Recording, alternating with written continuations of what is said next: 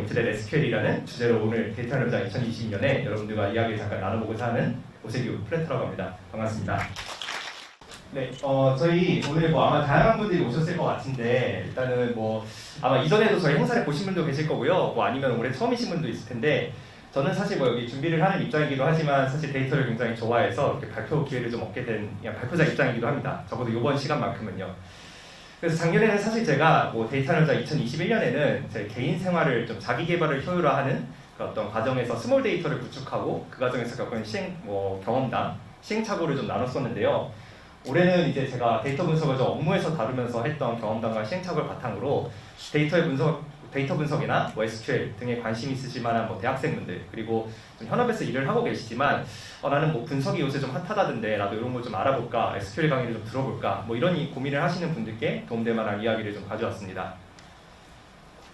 사실 제목에서 SQL 있길래 들어오신 분들이 좀 많지 않으실까라고 생각을 하고 있어요. 그런데 제목을 잘 보시면 데이터 SQL을 순순히 받아들이지 마세요라는 제목의 이야기를 하고 있습니다. 그래서 아마 조금 의아하신 분들도 계셨을 것 같은데요. 아니 SQL 필요한데 RDB 쓰고 하면 필요한데 왜 하지 말라는 건가? 그래서 고민하셨을 텐데요.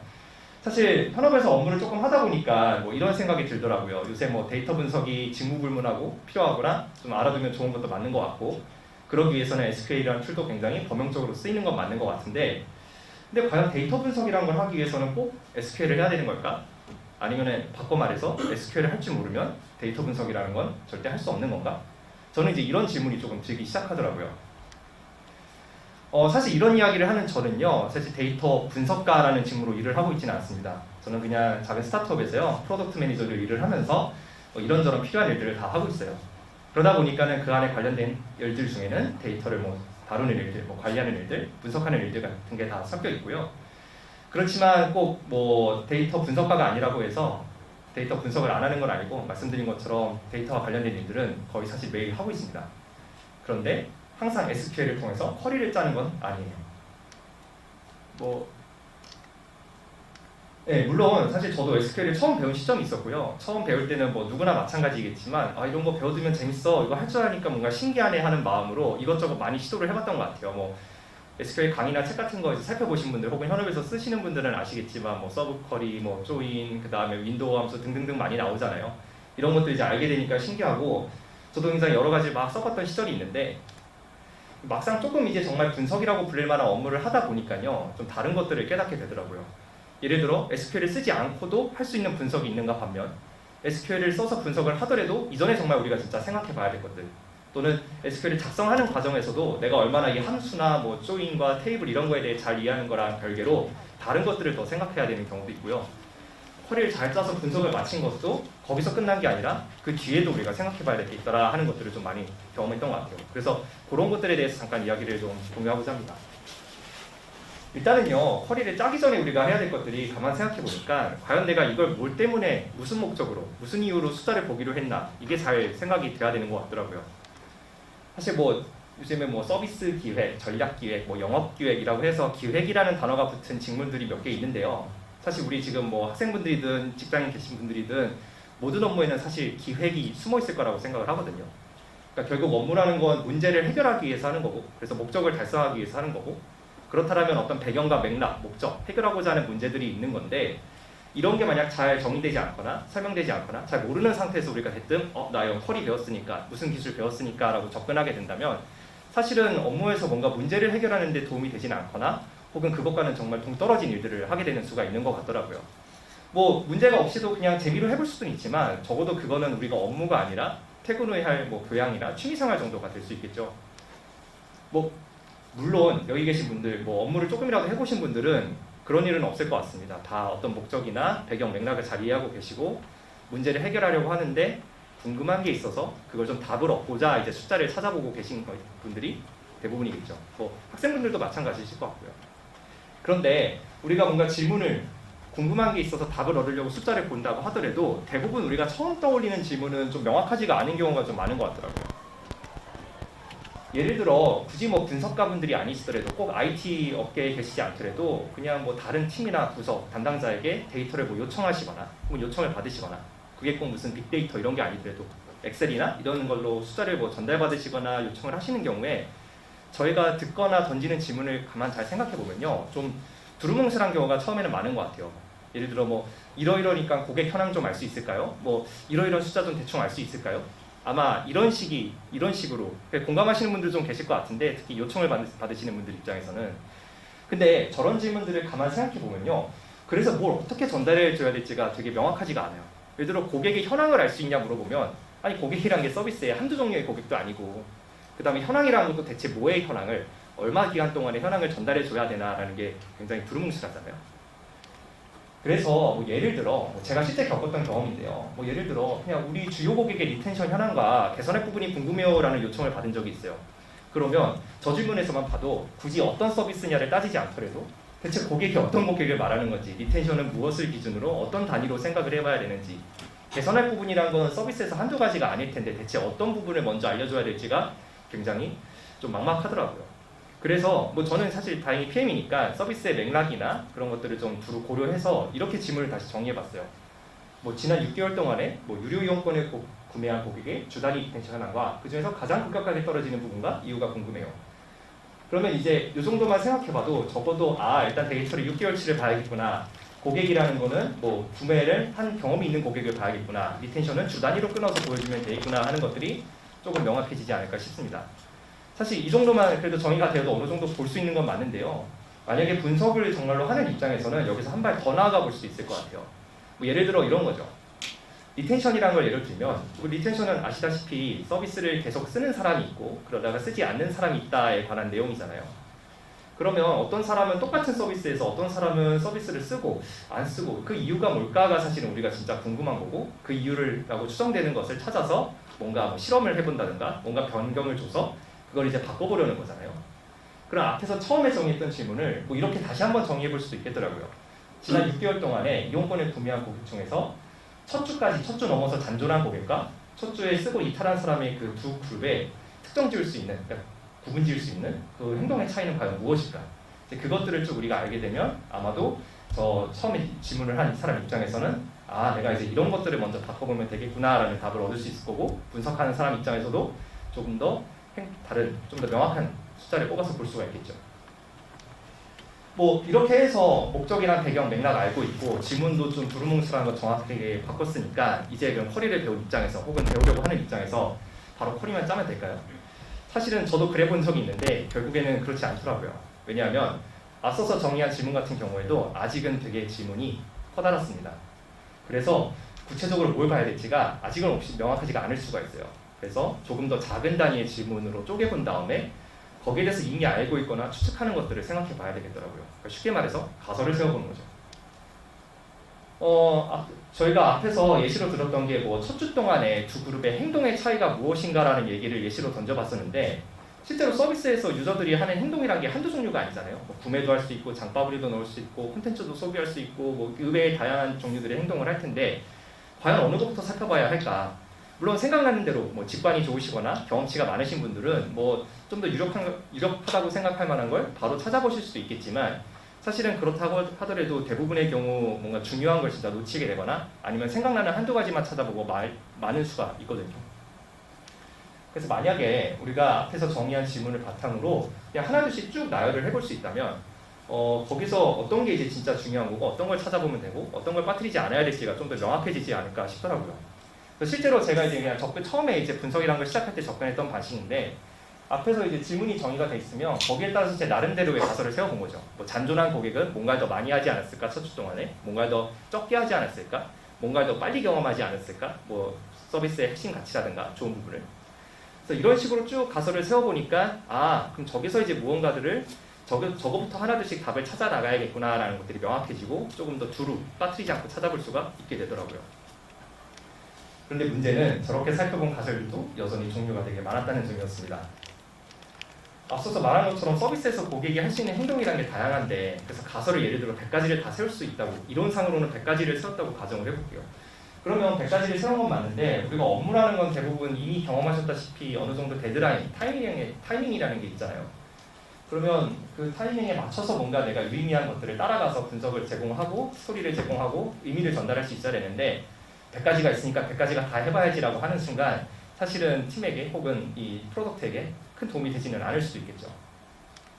그래서 만약에 우리가 서비스나 뭐 고객에 대해서 혹은 이전에 알고 있는 내용이 있더라면 그걸 바탕으로 어떤 가설은 조금 더 유력하다고 생각할 수 있을 만한지, 어떤 거는 조금 더 먼저 들여다봐야겠구나라는 이런 단서나 컨피던스, 확신을 좀 얻을 수 있지 않을까 생각이 들었어요.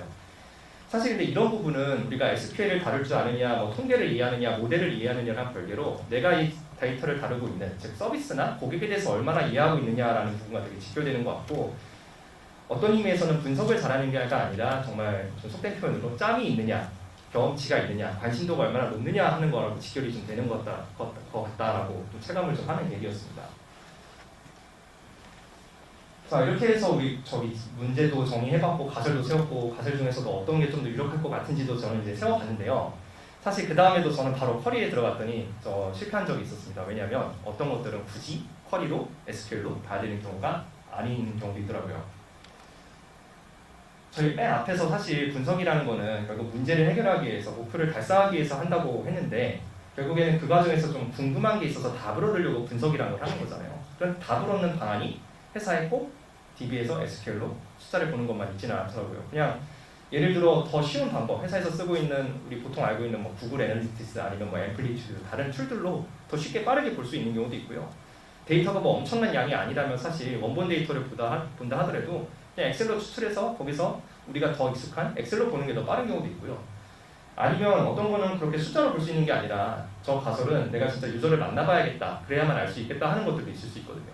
근데 그런 경우를 무시하고 나 다 정의했어, 그 다음에 나 쿼리 짤 거니까 쿼리 짜야지 라고 한다면 답을 얻을 수 없거나 혹은 괜히 먼 길을 돌아가게 되는 경우도 있지 않을까 생각이 들었습니다.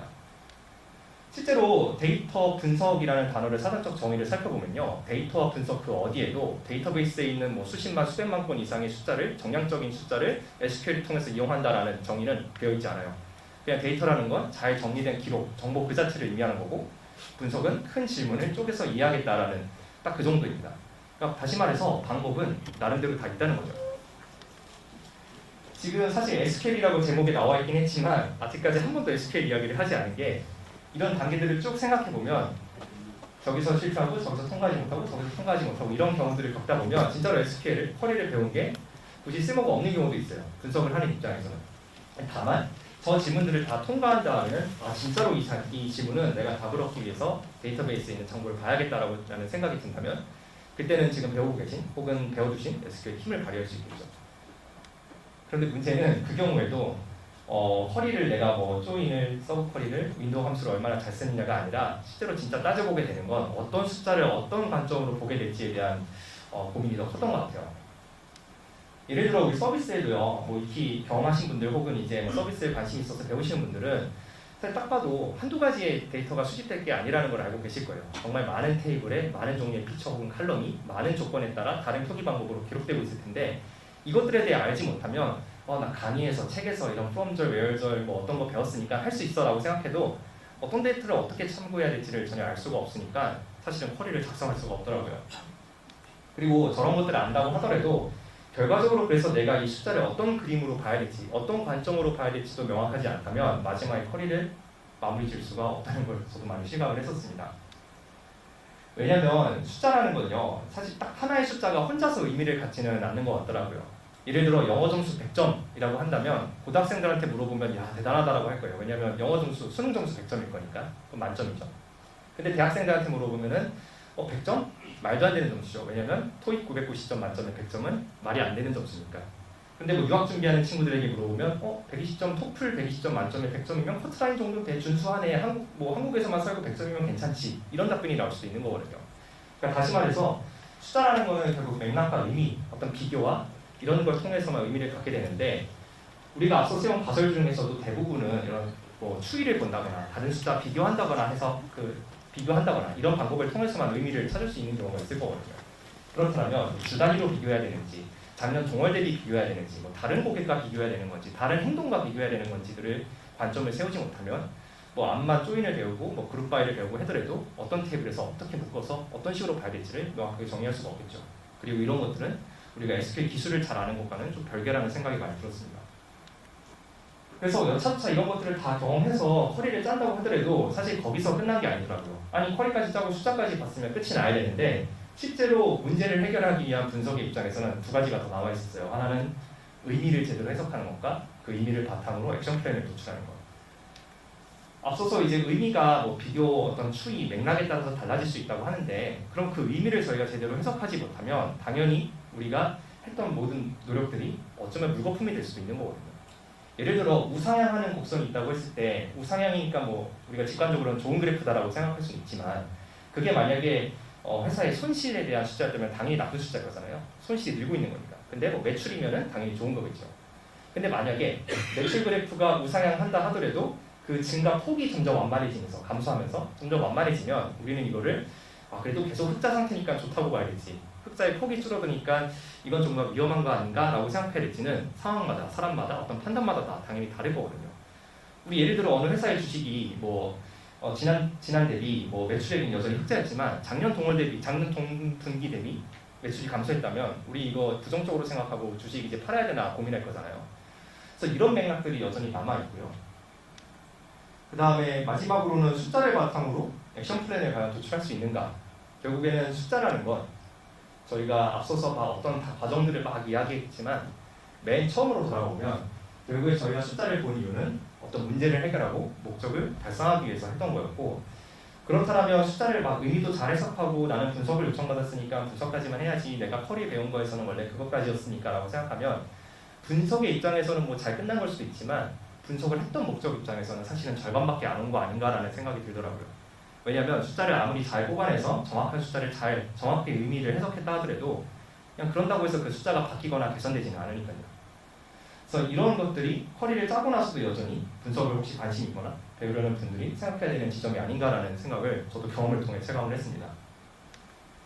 그래서 쭉 돌아보니까요, 이런 과정들을 쭉 저희가 한번 살펴본 것 같아요. 그런데 뭐 디테일은 사실 뭐 회사마다 조직마다 R&R마다 어떤 업무 노하우마다 뭐 회사 문화마다 좀 다를 수 있다고 생각해요. 저 과정에서 어떤 부분은 다른 분이 하실 수도 있고요.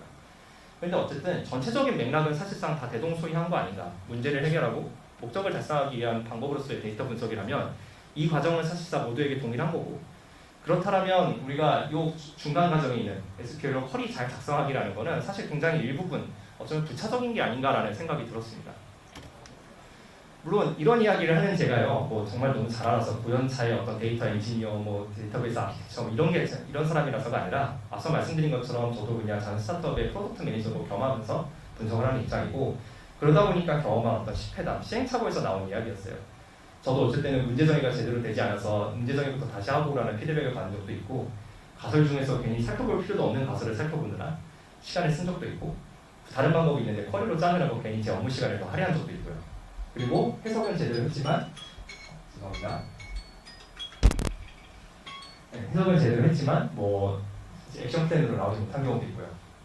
그래서 만약에 지금 SQL을 데이터 분석 인기가 있다니까 그 다음에 뭐 SQL이 필요하다고 하니까 라고 생각하셔서 뭐 데이터 분석적으로 난 취업해야지 혹은 뭐 SQL을 배워가야지 라고 생각하시는 대학생분들이나 좀 취업준비생 혹은 현직자 주니어 레벨 분들이 계시다면 어쩌면 우리가 진짜 가져야 될 질문은 내가 SQL을 배우는 게 문제가 아니라 데이터 분석이라는 건 정말 다른 것들을 먼저 하면서도 SQL은 그 나중에 배워도 되는 게 아닌가?